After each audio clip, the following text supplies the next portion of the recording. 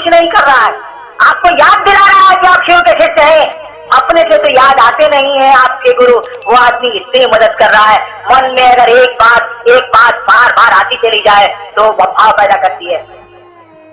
किसी के मन में एक बार यह बात आ जाए कि कोई उसका दोस्त है और वो भूल जाए, दोस्ती नहीं होगी। लेकिन अगर आपके मन में किसी के प्रति दोस्ती का भाव अभी आया, कल आया, आता ही रह गया और तब आपने सुना कि वो आदमी बीमार है, आपका मन उदास हो जाएगा, मित्रता का भाव पैदा हो जाएगा। बार बार इस बात की आवृत्ति कि शिव आपके गुरु है, आप उनके चेला है, अगर बार बार यह आवृत्ति मन में आती रहे लोगों की मदद से, धीरे धीरे शिष्य का भाव पैदा हो जाएगा। और शिष्य का भाव जैसे अंकुरित होगा, वहां यही दाखिला है भैया, वहां यही नामांकन है, यही भावांकन है। जैसे रिश्तों में जो दाखिला होता है वह भाव का दाखिला होता है, भाव का अंकन होता है, वहां नामों का अंकन नहीं होता है। ठीक उसी तरह से गुरु शिष्य के संबंध में भी भावांकन होता है, नामांकन नहीं होता है। तो जब भावांकन होगा, जब गुरु के प्रति शिष्य भाव अंकुरित हुआ आपके मन में, अगर वो गुरु है, अगर भारतीय जनमानस ने ठीक कहा है कि शिव गुरु है, तो आप अनुभूत करेंगे कि कोई गुरु सत्ता है जो आपके पल प्रतिपल आपके साथ चलती है, आपके दुख में आपका साथ देती है, आपके सुख में आपका साथ देती है। और मेरे व्यक्तिगत अनुभव है, आप करेंगे, आप सारे लोग साथ छोड़ दें, मैंने देखा है अपने जीवन में, सारे लोग साथ छोड़ दें, वह शिव गुरु आपका साथ नहीं छोड़ता है। यह हरिनारायण का व्यक्तिगत अनुभव है। मैं अपनी चर्चा आज की यहीं समाप्त करता हूँ। कल तक के लिए आप सबों को अपना प्रणाम निवेदित करता हूँ। बाकी उद्घोषक जाने पहले मैं सवालों का जवाब नहीं दे रहा, सवाल मजेदार है इसलिए उत्तर देने का मन कर रहा। तो शिव ने गणेश के सिर को क्यों काटा, फिर उस सिर को छोड़कर हाथी का सिर क्यों लगाया, और पहला सिर कहां गया?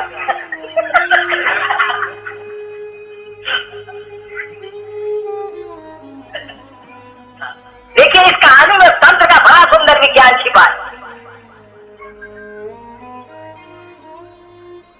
जो लोग उपासना मार्ग से जुड़े, जिन लोगों ने थोड़ी साधना की है या शिव से जुड़ने का प्रयास किया है, इस कहानी से बहुत कुछ डिराइव कर सकते हैं, निकाल सकते हैं। वो कहानी क्या है?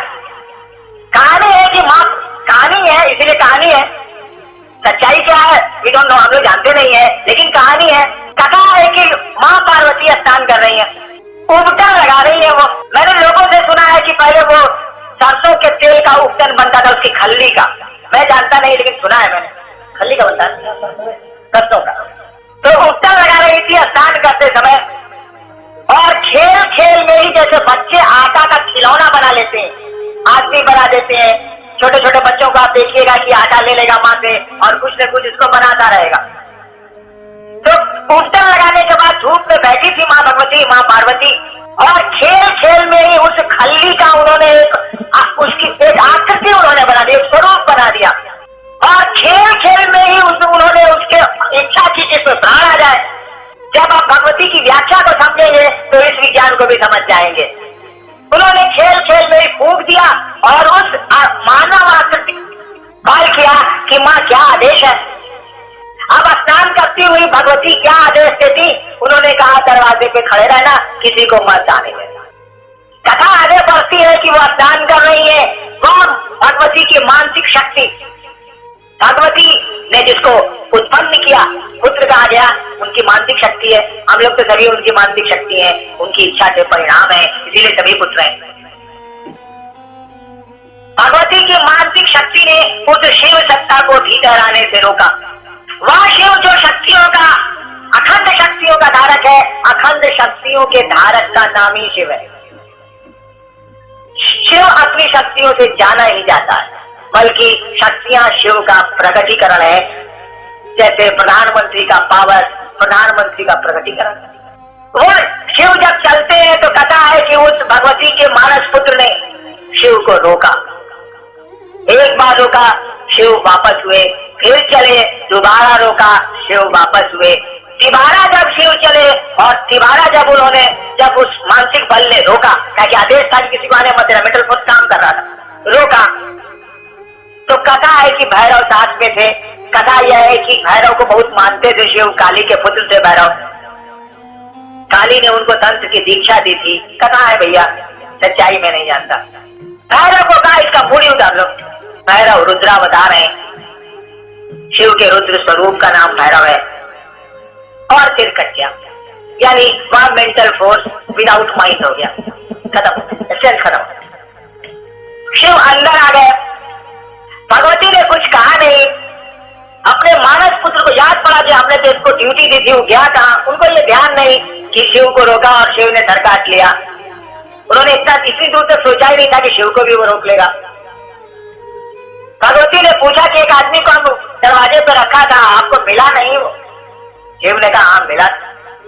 बात यहीं पे खत्म हो गई। शिव नहीं जाते थे, बीबी से कौन झंझट करे, सारा माथा घोर हो जाए।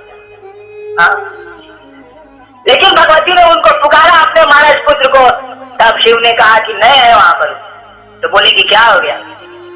3 बारों का हम भी मुड़ी कटवा लिए, क्या करते। इतना कहना था कि भगवती को आया क्रोध। कथा है भैया, भगवती को आया क्रोध। शिव ने कहा कि अब बिगड़ गई है। देखिए भाई, जब घर में पत्नियां बिगड़ जाए तो चुपचाप जाके सूझ जाए, बढ़िया इलाज है ये। महादेव ने कहा चल भैरव खसक अब यहां से। और गर्मी का दिन, कहानी है, गर्मी का दिन था। महादेव और भैरव दोनों आके बाहर में जंगल में सुत गए। गर्मी लू चल रही थी, दोनों सुत गए, नींद मार ली। और इधर क्या हो रहा है?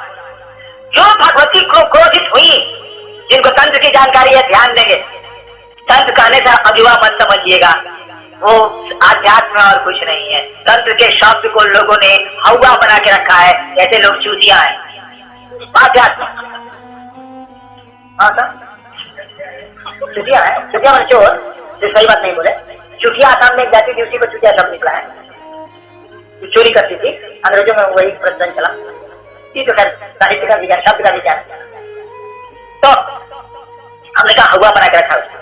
तो लेकिन जिनको आध्यात्म से रुचि है, जो इस विज्ञान को समझते हैं, मेंटल फोर्स के विज्ञान को समझते हैं, वो ध्यान देंगे। बड़ी सुंदर कथा है ये। उधर तो जाके शिव सोगा भैरव के साथ, और उधर तो भगवती बिगड़ी तीनों सजाई के झंझट करे, चल सूझ जल अपने स्वाद में ठंडा देती है। लेकिन भगवती को जो क्रोध चढ़ा, तो उस क्रोध के चलते शिव के गण आने लगे सामने।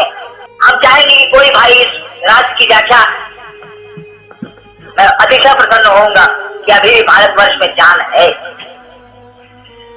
देखिए इधर भगवती क्रोध में आती है और शिव के गण उनके पास आने लगे और अपने क्रोध से ही सबको मारने लगी। शिव के गण मरने लगे, शिव वहां सोए हैं। 1-2 गण जब बच गए शिव के मरने को बाकी, तो उन लोगों ने सोचा कि अब तो मरना ही है। देखिए तंत्र का राज है, क्यों उनके मरने की व्यवस्था है, क्यों शिव के गण मारे जा रहे हैं। लाचारी है, वो बच नहीं सकते हैं, मतलब आपको रोक नहीं सकते हैं, वहां जाना ही जाना है। जब 1-2 गण बच गया, कथा ऐसी है कि वो जाग खोजने लगे कि कहां गए शिव। देखा कि तो फोफ काट रहे हैं, मलंग है वो, तो ऐसे वो मलंग है, उसका पर्सनैलिटी भोला है, तरह बुढ़ो को समझा समझ लेता। देखा कि सोए हुए बुढ़ो, राजे उठिए उठिए सरकार, उठिए उठिए। बोले क्या हुआ जी, क्या हुआ है? सब मारा गया, हम भी जा रहे हैं मरने के लिए। ये विज्ञान गजब का है, हम भी जा रहे हैं मरने को। कौन सी राजा ने उसको मर जाने की? और क्या हुआ? तो भगवती एकदम क्रोध में सबको मारे चले जा रहे हैं। अच्छा है, इतना क्रोध में आ गई है। उठ मेरे भाई, अरे कोई जानवर मेरे साथ उसका मुड़ी काटो, पूछो मेरे मुड़ी काटो। I am best surgeon Vaidyanath. कहता का है कि हाथी सामने हाथी का बच्चा आ रहा था, भैरव ने मुड़ी काटी और वो जो ढाल पड़ा हुआ था तो जोड़ दिया। सर्जन है जोड़ दिया और उसको लिए हुए गोदी में भगवती के सामने से चले गए।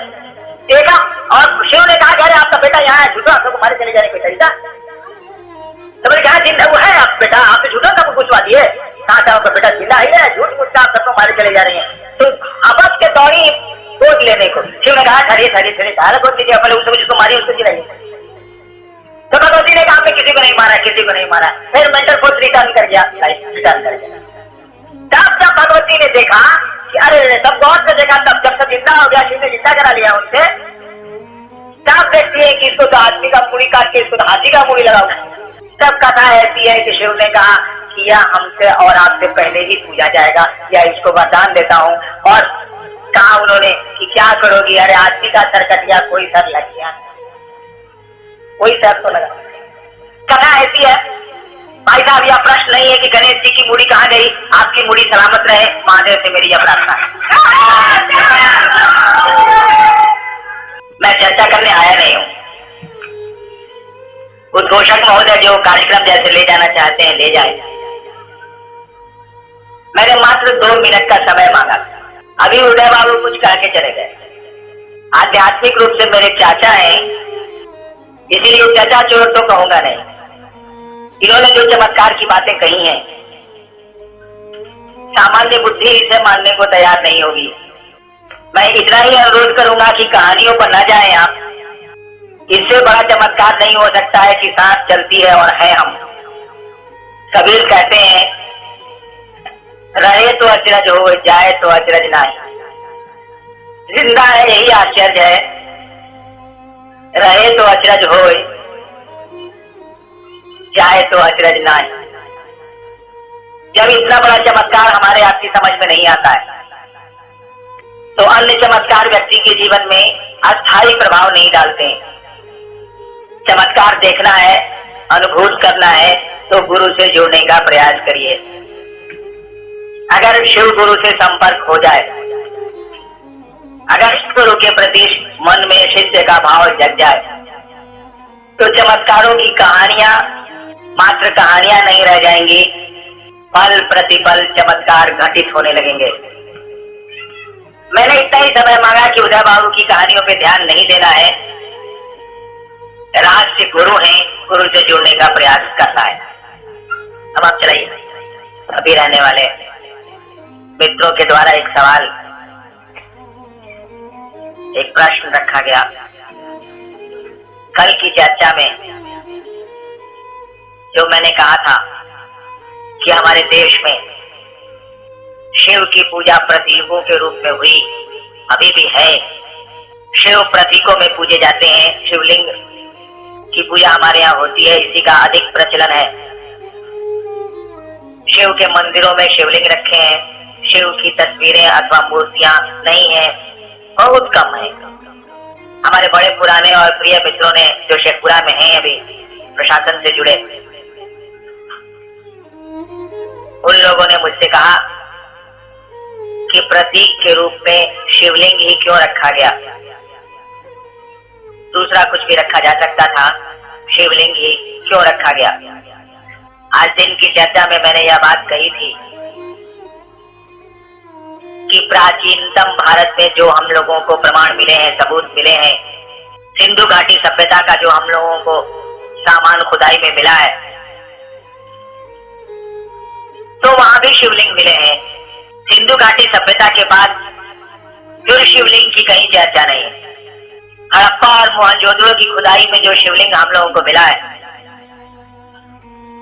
उसके बाद ऋग्वेद में एक जगह एक शब्द आया है जिसे अच्छा नहीं कहा जाता है, उसकी चर्चा हम लोग छोड़ दें, जो शिवलिंग के बारे में है। और उसके बाद शिवलिंग की चर्चा एक बैग हम लोगों को मिलती है महाभारत में। बीच में इतने 1000 साल तक अंतराल है, गैप है, शिवलिंग की कोई चर्चा हम लोगों को नहीं मिलती। ग्रंथों में महाभारत पहला ग्रंथ है जिसमें शिवलिंग की पूजा का वर्णन है और विस्तृत वर्णन है। हालांकि महाभारत में यह भी कथा आई है कि शिवलिंग की पूजा असभ्य जातियां करती हैं, यह भी बात आई। लेकिन महाभारत और सिंधु घाटी सभ्यता के बीच में कोई प्रमाण इसके हम लोगों को नहीं मिलते। कारण जो भी हो, शिवलिंग की व्याख्या हमारे यहाँ की गई और शिवलिंग को बड़ा ही वैज्ञानिक माना गया। वो आध्यात्मिक एक एपरेटस, एक यंत्र है। इसका आध्यात्मिक विज्ञान थोड़ा बहुत हम लोग समझ सकते हैं। आइए कल की चर्चा में हम लोग पुनः चलें। कल की चर्चा में यह बात सामने आई थी कि शिव की इच्छा से, उस परम चैतन्य ऊर्जा की स्वतंत्र इच्छा से इस जगत की उत्पत्ति, स्थिति और लय का क्रम पल प्रतिपल चल रहा है। वह परम चैतन्य ऊर्जा है, वह सूक्ष्माति सूक्ष्म ऊर्जा है और उसकी परम चेतना अवस्था है। उससे ऊपर कुछ भी नहीं। परम शब्द का प्रयोग हो रहा है, सूक्ष्माति सूक्ष्म शब्द का प्रयोग हो रहा है, सटले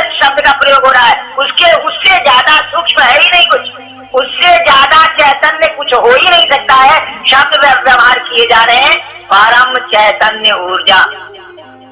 जब वह इच्छा करेगी कुछ भी बनाने को, जब वह इच्छा करेगी कुछ सृष्ट कर लेने को, तो अब जो कुछ भी सृष्ट होगा उस परम अवस्था से बाद की ही अवस्था होगी ना। सबसे ज्यादा ऊंचाई पर कोई चढ़ गया है और वहां वो चलना चाहता है, तब तो नीचे ही उतरना होगा, क्योंकि सबसे ज्यादा ऊंचाई पर तो वो है ही। अब चलेगा तो नीचे आएगा, तो चल ही नहीं सकता है, क्योंकि वह खुद ही सूक्ष्माति सूक्ष्म स्थिति में है। कहा गया कि परमात्मा वह शिव जब जीव बनने को चला, उस शिव ने जब जगत की सृष्टि की इच्छा की, तो उस सूक्ष्माति सूक्ष्म सत्ता का स्थूल की ओर फैलाव शुरू हुआ। स्थूल की ओर होना ही है, कोई दूसरा ऑल्टरनेटिव नहीं है, दूसरा कोई विकल्प नहीं है। कहा जाता है कि पांचों तत्वों का निर्माण हुआ। आकाश तत्व बना, हवा बनी, आग बनी, पानी बना, मिट्टी बनी, क्षितिज जल पावक गगन समीरा, समीर गगन, ये पांचों तत्व बने। सूक्ष्म से स्थूल की ओर बन रहे हैं। आकाश सबसे सूक्ष्म है, केवल एक गुण उसमें है, एक तन मात्रा है शब्द की। स्थूल और सूक्ष्म हम लोग कहते हैं किसको है? हम लोग कहते हैं कि ये स्थूल है, ये सूक्ष्म है। ये जो हम लोग विभाजक रेखा खींचते हैं, ये कैसे खींचते हैं? जब किसी चीज को हमारी पांचों ज्ञानेंद्रियां एक साथ पकड़ती हैं, हम लोग कहते हैं कि तो बहुत स्थूल है। मिट्टी, गंध भी है उसमें, स्वरूप भी है उसमें, उसको स्पर्श भी कर सकते हैं आप। पांचों ज्ञानेंद्रियां हम लोगों की काम करती है मिट्टी पर। आकाश में एक ही ज्ञानेंद्रिय काम करती है, शब्द की, आवाज। दूसरा तत्व निर्मित हुआ, हवा। अब दो ज्ञानेंद्रिय काम करने लगी, स्पर्श भी आ गया। ठीक इसी तरह से जैसे जैसे हमारी ज्ञानेंद्रियां इन तत्वों पर ज्यादा कारगर होती जाती हैं, हम लोग कहते हैं कि अब ये ज्यादा स्थूल हो रहा है। तो बना आकाश, बनी हवा, आग, पानी, मिट्टी। इन पांचों तत्वों के निर्माण में जो फोर्स काम कर रहा है, जो बल काम कर रहा है, जो शक्ति काम कर रही है, वह क्या है? उस शिव की इच्छा है, उस परमात्मा की इच्छा है, वही काम कर रहे, उसी से एक्शन हो रहा है। फिर ये पांचों तत्व मिलते हैं आपस में, और तीन गुणों के माध्यम से जब भी कोई चीज निर्मित होगी, तो परमात्मा जो भाव देगा उसमें गुण होंगे। सतगुण हो सकते हैं, रजोगुण हो सकते हैं, तमोगुण हो सकते हैं, इसकी व्याख्या हम लोग नहीं जाएंगे। तो सृष्टि पांच तत्व और तीन गुणों के माध्यम से सृष्टि का निर्माण शुरू हुआ। इन पांचों तत्वों के निर्माण में उनकी इच्छा काम कर रही है, बल उनका काम कर रहा है, और इन्हीं पांचों तत्वों और तीन गुणों के माध्यम से पूरी की पूरी सृष्टि काम कर रही है, फल प्रतिफल काम कर रही है, जिसमें हम आप भी शामिल है। हमारे यहाँ कहा गया शास्त्रों में कि जहां एक ज्ञानेंद्रिय काम करती है, वहां तो थोड़ा पकड़ना कठिन है। जहां पांचों ज्ञानेंद्रिय नहीं काम कर रही है, वहां तो सत्ता ज्यादा सूक्ष्म हो गई। जैसे लोग कहते हैं कि प्रेत होता है, वहां तो हम लोग की कोई ज्ञानेंद्रिय काम नहीं करती है, न आंख, न नाक, न कान। भूत को तो हम लोग देख सकते हैं, न स्पर्श कर सकते हैं, न सुन सकते हैं, कुछ नहीं कर सकते। कहा कि ज्यादा सूक्ष्म है। परमात्मा के बारे में कहा जाता है तो सूक्ष्म से सूक्ष्म है, तो पकड़ ही में नहीं आएगा। कहां पकड़ में आता है? लोग कहते हैं कि कण कण में परमात्मा है, हम में आप में भी परमात्मा है। पकड़ में आया? कहां आता है? बहुत सूक्ष्म है, सबसे ज्यादा सूक्ष्म है वो। हमारे ऋषियों ने कहा, हमारे मनीषियों ने कहा, भारतवर्ष में बड़ी खोज हुई है इस मामले में, कि ये जो परमात्मा की इच्छा आई है आकाश में, हवा में, आग में, पानी में, मिट्टी में, जब वो मिट्टी के लेवल पर आती है, मिट्टी के स्तर पर आती है, क्षिति तत्व के स्तर पर आती है, क्षिति तत्व में हमारी पांचों ज्ञानेंद्रियां काम करती है, मिट्टी में हमारी पांचों ज्ञानेंद्रियां काम करती है। कहा गया कि इस मिट्टी से कुछ काम ले लिया जाए, इस पानी से कुछ काम ले लिया जाए। मिट्टी में भी वही ऊर्जा है, हवा में भी वही ऊर्जा है, आकाश में भी वही ऊर्जा है, लेकिन ऊर्जा का जो विकास मिट्टी में हुआ है, वह हमारी आपकी पकड़ में ज्यादा है।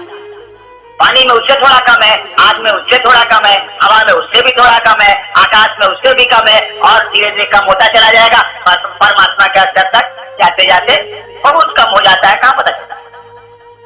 शिवलिंग किसी विज्ञान पर आधारित तंत्र में एक जगह कहा गया है, कहा जाता है कि मिट्टी में जो ऊर्जा आई है, क्षितिज तत्व में जो ऊर्जा आई है, पत्थरों में जो ऊर्जा आई है, इस ऊर्जा को अगर थोड़ा सा परिवर्तित कर दिया जाए, इसमें थोड़ा परिवर्तन अगर लाया जा सकता है तो काम हो जा सकता है।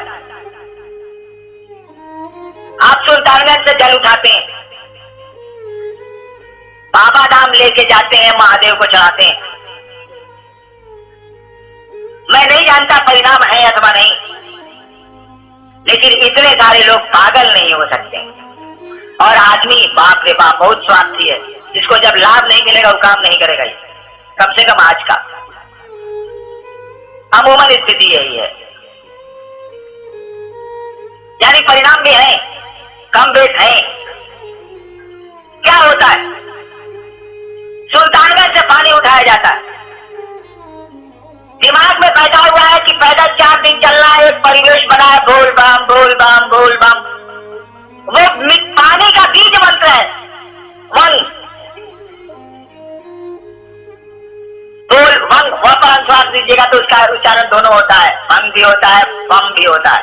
बम हो गया भाव है बाबा धाम जाने का। वो तो शिव की इच्छा से पूरी सृष्टि बनी है ना, 5 तत्व बने हैं, तो उसी के भाव में चला गया आदमी। जो जल उठाया है वो तो शिव के भाव में जा रहा है, जल चढ़ाएगा हो बाबा धाम में, जल चढ़ाएगा बोल बम बोल बम बोल बम करता चला जा रहा है। वो शिव की इच्छा शिव के पास अपने मन को ले जा रहा है, 4 दिन तो ले ही जाता है, बाद में भले सो जाए। शिव की इच्छा शिव के पास अपने मन को ले जा रहा है, बोल बम करता हुआ जा रहा है, वह पानी चार्ज हो रहा है। और वहां शिवलिंग पर जैसे वो चढ़ाता है, शिव की इच्छा में तो चल ही रहा है, वो शिव से जुड़ा हुआ उसका मन है, वो ही क्या है 4 दिन तक। उसकी अपनी कामनाएं हैं, अपनी इच्छाएं हैं। हर एक आदमी की अपनी इच्छा है, क्यों वो जल चढ़ाता है, काहे के लिए चढ़ाता है। जैसे ही वो शिवलिंग पर जल डालता है तो मिट्टी में जो ऊर्जा है और पानी में जो ऊर्जा है, जैसे वह चार्ज वाटर मिट्टी को मिलता है, उस पत्थर को मिलता है, वह शक्ति जो मिट्टी में आई है वो पानी से होकर गई है। पहले पानी बना है तब मिट्टी बनी है। वह मिट्टी का तत्व नहीं समझेंगे आप, मिट्टी का तत्व जिस फ्रीक्वेंसी पर बना हुआ है, परमात्मा की जिस इच्छा के लेवल पर क्षिति तत्व का निर्माण हुआ है, परमात्मा की जिस इच्छा के स्तर पर जल तत्व का निर्माण हुआ है, कुछ नहीं, उसकी इच्छा ही है। हर डिग्री का अंतर होता चला जा रहा है, अंश का अंतर होता चला जा रहा है। वह मिट्टी के तत्व में आई हुई आकाश से हवा निकली, आकाश पहले निर्मित हुआ है, हवा बाद में। यानी ये चारों तत्व आकाश तत्व में भी हैं, और आकाश तत्व ये 5 तत्व ऊपर वाले तत्व में भी हैं, जिसको आप परमात्मा कहते हैं। होगा ये समझ निकला है नहीं तो निकला कहां से? जैसे ही यह ऊर्जा ऊपर की ऊर्ध्वगामी होती है, परमात्मा की इच्छा जो मिट्टी के तल पर है, क्षिति के तल पर है और पानी के तल पर है, जैसे ही यह परमात्मा की इच्छा में तो मन लगा ही हुआ है, परमात्मा से जुड़ा हुआ मन तो है।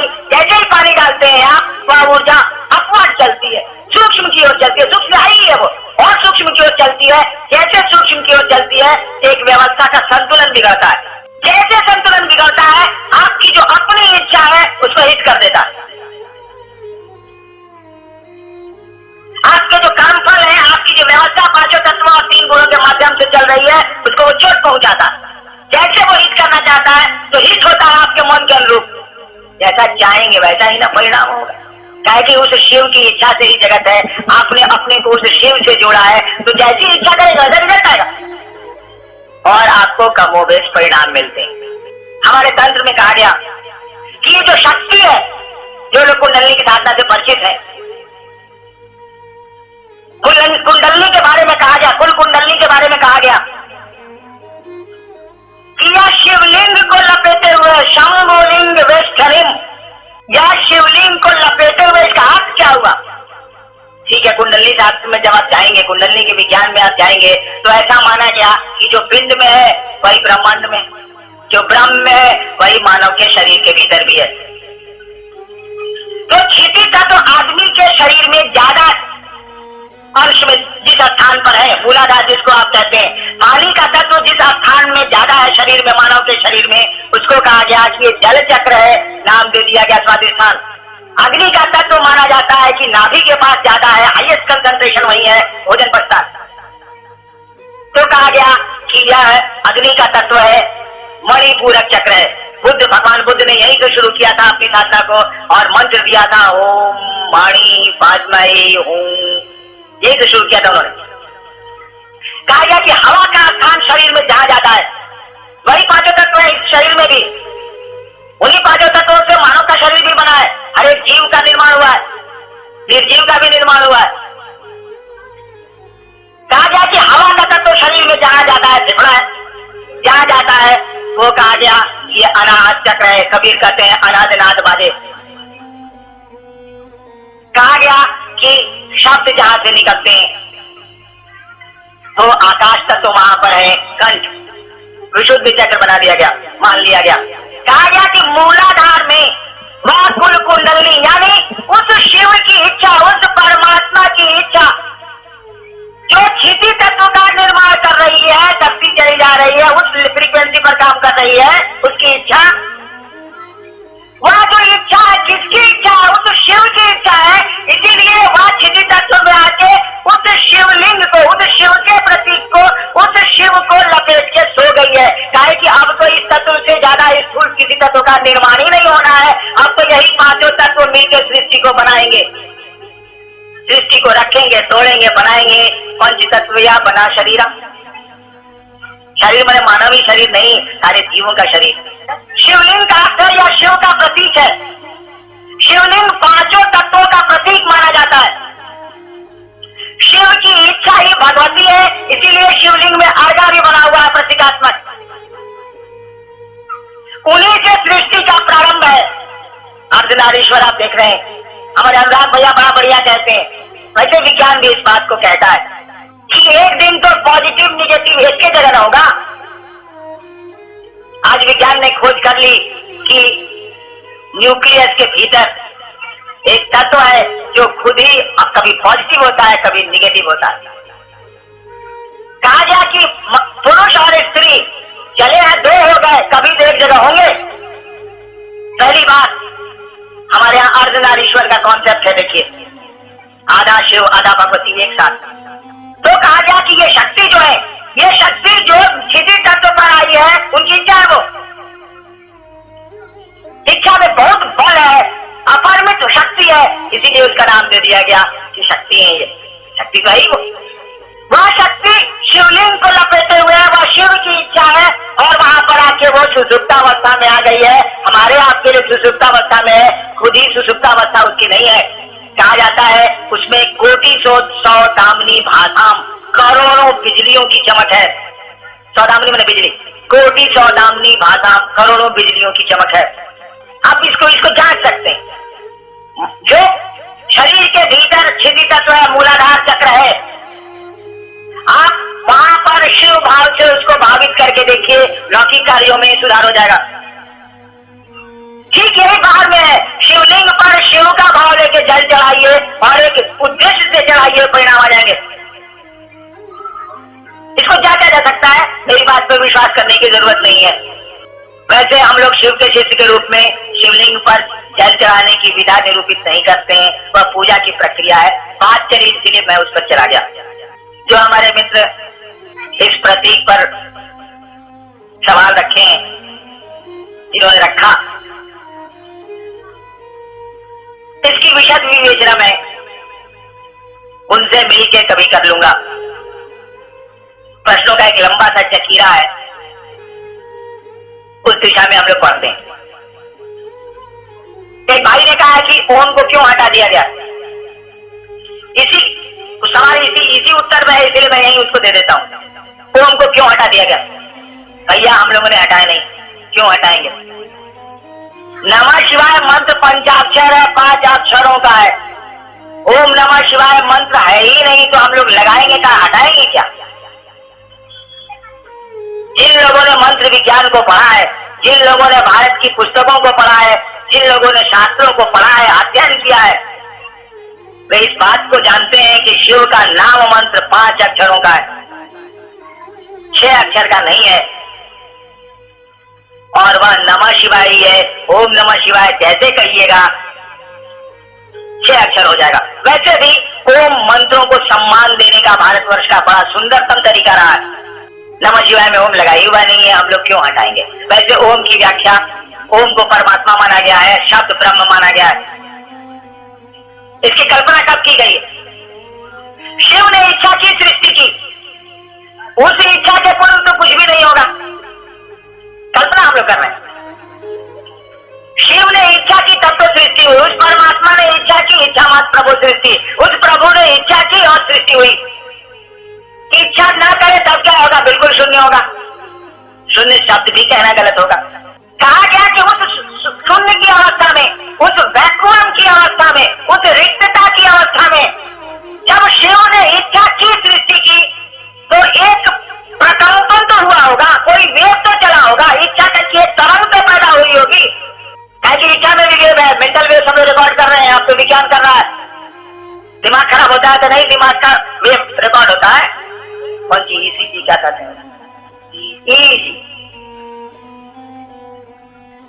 तो उस परमात्मा ने इच्छा की होगी तो उसकी इच्छा से तरंग तो पैदा, ठीक है, बहुत सूक्ष्म होगी, अति सूक्ष्म तरंग होगी, वो एक तरंग तो पैदा हुई होगी। कहा गया कि उस रिक्तता की अवस्था में जो तरंग पैदा हुई, वो तरंग किस बात को लेकर चली थी? सृष्टि की उत्पत्ति, स्थिति और लय को लेकर चली थी। शिव ने इच्छा की, अपने विस्तार की सृष्टि की। जैसे ही वो सृष्टि की इच्छा करेंगे, बिल्कुल सामान्य सी बात है कि सृष्टि कुछ दिन रहेगी, उसके बाद टूटेगी। यानी सृष्टि की उत्पत्ति, स्थिति और लय तीनों की इच्छा साथ चली है, चलेगी, बचना जो स्वाभाविक है ये।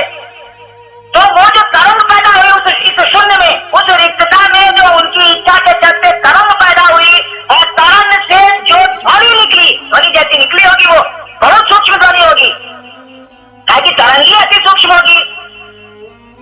जो ध्वनि पैदा हुई होगी, ऋषियों ने कहा कि वह ध्वनि सृष्टि की उत्पत्ति, स्थिति और लय तीनों को लेके चली होगी। कहा गया वह ध्वनि थी ओम में 3 अक्षर है, अ, उ और म। अक्षर जो ओम का है, सृष्टि की उत्पत्ति का द्योतक है। कहा जाता है एकॉस्टिक रूट ऑफ क्रिएशन है, सृष्टि की उत्पत्ति का द्योतक है। सृष्टि की स्थिति का द्योतक है, म सृष्टि के लय का द्योतक है। और उसकी इच्छा में तीनों स्थितियां हैं, सृष्टि बनेगी, रहेगी, टूटेगी, तीनों को जोड़ दिया गया और यह कहा गया कि उस समय जो शब्द ध्वनि पैदा हुई होगी वह बिल्कुल ओम जैसी होगी। और यह प्रारंभिक ध्वनि है, यह आदि शब्द है, आदि अक्षर है का जुड़ाव है। ये कहा गया ये शब्द ब्रह्म है, यह परमात्मा की ध्वनि है, यही है ओम। अब आप नमः शिवाय से ओम को जोड़ रहे हैं। नमः शिवाय का अर्थ होता है शिव को प्रणाम। नमः शिवाय शब्द का अर्थ है शिव को प्रणाम। आदि शंकराचार्य नमः शिवाय की जो स्तुति कर रहे हैं, नमः शिवाय की स्तुति कर रहे हैं, उसमें उन्होंने ओम का प्रयोग नहीं किया है, नागेंद्र हाराय से शुरू ही किया। जो हमारे यहाँ मंत्र बने हैं भारतवर्ष में, तो अमूमन 2 तरह के मंत्र बने। एक मंत्र बना व्यक्ति को परमात्मा से जोड़ने के लिए।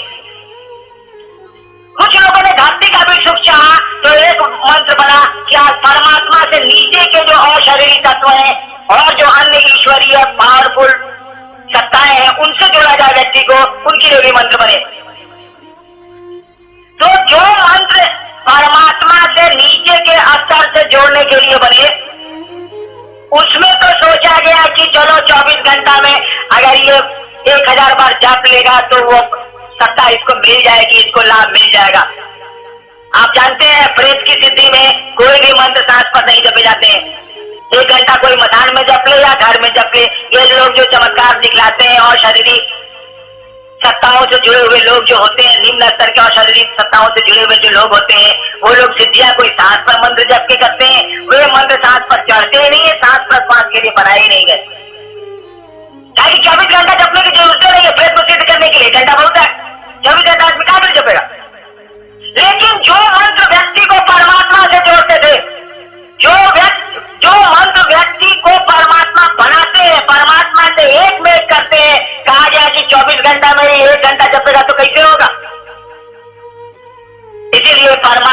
जोड़ने वाले जो सिद्ध मंत्र हुए, जो महामंत्र हुए, उनको प्राप्त ही किया गया। मंत्रों के बारे में कहा जाता है कि इसे प्राप्त किया गया है। मंत्रों के दाता मात्र शिव है, बाकी लोग तो प्रदाता है, लेके देते हैं। दाता और प्रदाता में ये अंतर है। शिव को दाता कहा गया है, बाकी गुरुओं को कहा गया ये लोग प्रदाता है, मांग के देते हैं। कलम हमारा बाबूजी दहल है, हम प्रमुख साहब के देने के लिए, तो मैं तो दाता नहीं हुआ, दाता तो मेरे पिता हुए, उन्होंने मुझको कलम दी, मैंने इनको दी। शिव को ही दाता, मंत्रों के दाता शिव है, बाकी लोग तो प्रदाता है, लेके देते हैं।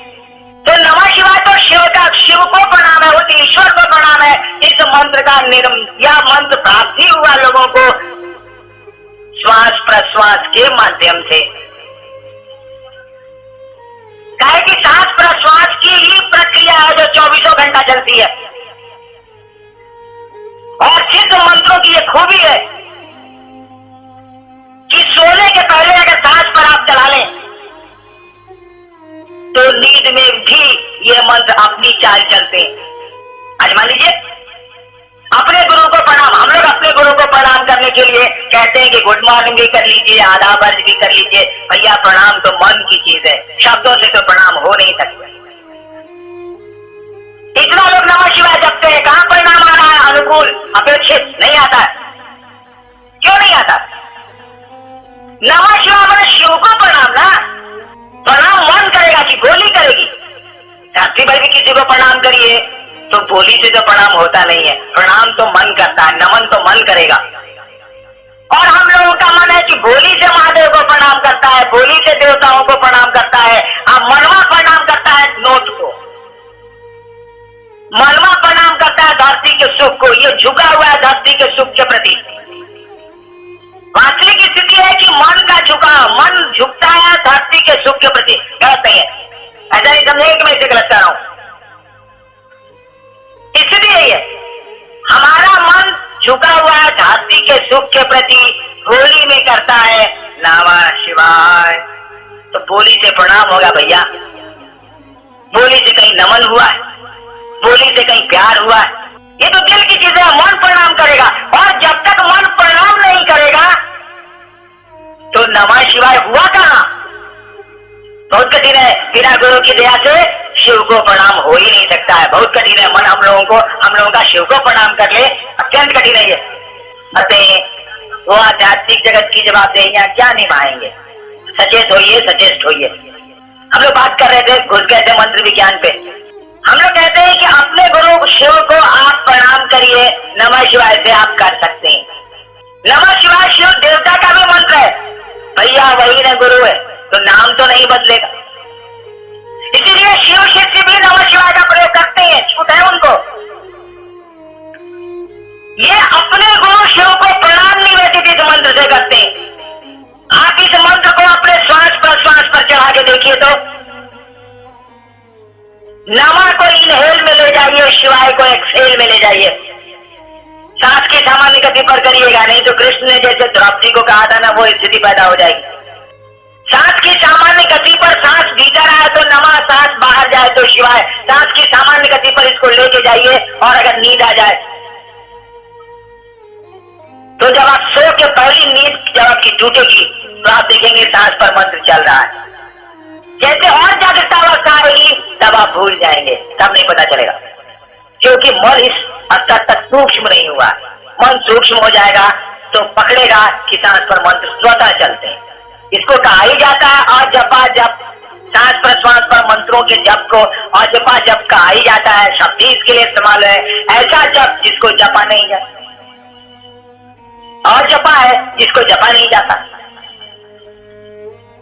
तो जो परमात्मा से मंत्र जोड़ते हैं वे सारे मंत्र श्वास प्रश्वास, ये तो है ही नहीं। दूसरा सवाल था, जिज्ञासा आई है, गुरु शिष्य को माया के बंधनों से मुक्त करते हैं, गुरु ज्ञान के भास्कर हैं, फिर हम जो उनसे लौकिक उपलब्धियों की आकांक्षा रखते हैं, कहां तक न्याय संगत है? प्रश्न मेरे बड़े प्रिय व्यक्ति ने किया है, उत्तर इस बेहुदे को मालूम होगा। नाम नहीं बोलूंगा, वैसे आप देख रहे हैं माता पिता। आइए इस पे बात हो जाए। भारतीय शास्त्रों में हमारे यहाँ गुरु की जो व्याख्या की गई है, इन्होंने पूछा है कि गुरु क्या लौकिक गुरु से लौकिक उपलब्धियां मांगी जानी चाहिए अथवा नहीं, न्याय संगत है या नहीं। हमारे यहाँ व्याख्या की गई है कि गुरु तीन तरह के हैं। कई गुरुओं के बारे में कई तरह की व्याख्या आई है। हमारा तंत्र कहता है कि एक गुरु है जो भोग देते हैं, धरती का सुख। वे भी गुरु है लेकिन सदगुरु नहीं है वो। तंत्र कहता है कि एक गुरु है जो आपको भोग देते हैं, अपने शिष्यों को भोग देते हैं, धरती का सुख देते हैं, लेकिन कहता है कि ये सदगुरु नहीं है। भारत की आध्यात्मिक धारा कहती है कि एक गुरु है जो अपने शिष्य को मोक्ष देते हैं, लेकिन वे भी सदगुरु नहीं। कहता है कि जो भोग और मोक्ष अभिन्न रूप से देते हैं एक साथ, वैसे अभिन्न का अर्थ एक साथ भी नहीं होता है, भिन्न नहीं कहा जाए।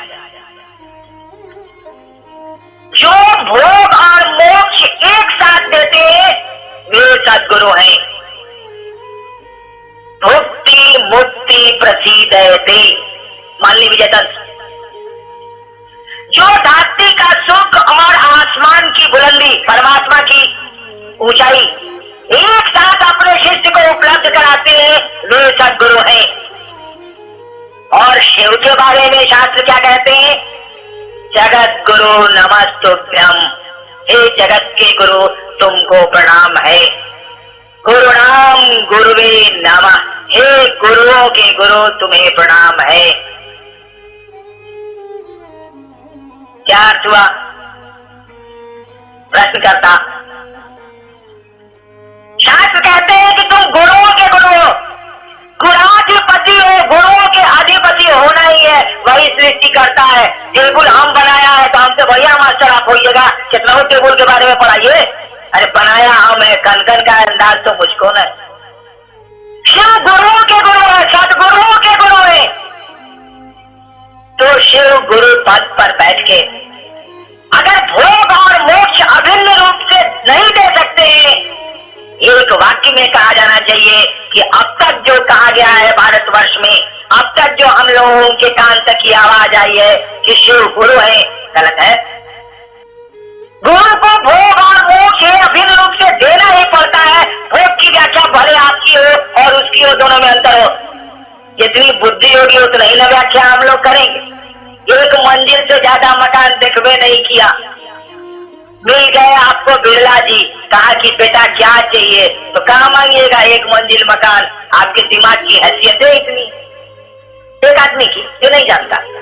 चलिए अमेरिका घुमा देते हैं, तब तो कहेगा जी हमरा चाहिए 400 मंजिल के मकान। जान गए आप क्या भोग की परिभाषा है कि भोगा जाए कि भोग ले? भोगाने की भी स्थिति है। हम लोगों की सबकी स्थिति भोगाने की है, भोगते नहीं है हम लोग। भातृहरि कहते हैं भोगा न भुगता वयमेव भुगता। भोग को हम लोग कहां भोगे, अपने भोग आ गए। तृष्णा न जीना वयमेव जीना, तृष्णा कहां पूरी हुई, इच्छाएं कहां पूरी हुई, हम लोग खुद ही बूढ़े हो गए। तपा न तपता वयमेव तपता, हम लोग साधना कहां किए, नमः शिवाय हम लोग कहां किए, हम लोग तप कहां किए, अपने तप आ गए। नमः शिवाय हम लोग को करता है, हम लोग नमः शिवाय कहां करते हैं? बहुत आदमी मिलेगा कहेंगे चलिए ना चर्चा है शेखपुरा में, कहेगा जी जरा नहा लीजिए, वो नहीं नहा रहा है, स्नान उसको नहा रहा है। बहुत आदमी मिलेगा चलिए ना लेट हो रहा है, बड़ी जरूरी है महादेव का काम चर्चा करने के लिए, एक वाला जाए नमः शिवाय कर देते, नमः शिवाय नमः शिवाय इसको कर रहा हूँ, नमः शिवाय तो नहीं कर रहा। भर्तृहरि ठीक कर रहे हैं, तपा न तपता वयमेव तपता। हमने साधना नहीं कर रहे, सदगुरु हम लोग को कर रहा है। भोग की क्या व्याख्या है? कपड़ा हम भोग रहे हैं जी ना, अब तक तो हमने कपड़े को नहीं भोगा, कपड़े हमको भोगता। जरा सा अभी फट जाए चौकी में लग के आरपीसी को 25 गाड़ी मने मन हम देंगे, ऐसा मंच बनाया सारा कपड़ा मेरा फट गया। देखिए कपड़ा हमको भोग रहा है। स्कूटर है मेरे पास 600 का, मेरे लिए भला हो गया, बाहर में रहता लगता तो उठा ले जाएगा क्या था, 600 में खरीदा था। स्कूटर पर हम नहीं स्कूटर को भोग रहे हैं, स्कूटर नहीं हमको भोग रहा। याद रखिएगा बंधु, मालिक होने में बड़ा मजा है, लेकिन गुलामी में तो बड़ा कष्ट है। मन का चैन चला जाएगा, सुख शांति चली जाएगी। बचपन से लेके आज तक हम लोग भोग कहाँ भोग रहे हैं? भोग रहे हैं, हम लोगों को भोग रहा है, मकान हमी को भोग रहा है, परिवार हमी को भोग रहा है, मेरी इच्छाएं मुझी को भोग रही है, हम किसी को कहाँ भोग रहे हैं? गुरु आपको भोग, अपने कहा जाता है कि शिव भोगाधिपति है, भोग के अधिपति है वो, यही आपके गुरु हैं, यही हमारे गुरु हैं। तो गुरु शिष्य को अपने जैसा बनाता है। शिव भोगाधिपति है, गुरु ज्ञानी होता है, परम ज्ञानी होता है। रमन भाई ने लिखा है, नाम बोल दिया माफ कीजिएगा, प्रश्नकर्ता ने लिखा है कि गुरु ज्ञान के भास्कर है, गाली दे दी इसने। एक सूर्य की क्या बात करते हैं, ज्ञान का तो वो जनक है। शास्त्र कहते हैं ज्ञान निश्चेत तू शंकरा, ज्ञान देने इस स्थिति में ले गए। वंदे विद्या तीर्थम महेश्वरम, हे विद्या के तीर्थ महेश्वर, तुमको प्रणाम है। ठीक है, शब्द है इस्तेमाल किया हमारे रमन भाई ने, कहा कि ज्ञान वहां से निश्चित होता है, निकलता है, वहां आपके गुरु है। वह शिव खुद ही भोगाधिपति है, भोगता है, उसको भोग नहीं भोगते, वह भोग को भोगता है। उसका मन स्वामी है, बाकी चीजें उसका गुलाम है। वह अपने शिष्य को भी भोगने नहीं देगा, यानी भुक्त होने नहीं देगा, भोगाधिपति बनाता है। आप भोगिए, आराम है आपको, धरती का सुख लीजिए, ऐसा नहीं धरती का सुख मालिक बन जाए, आप नौकर बन जाए।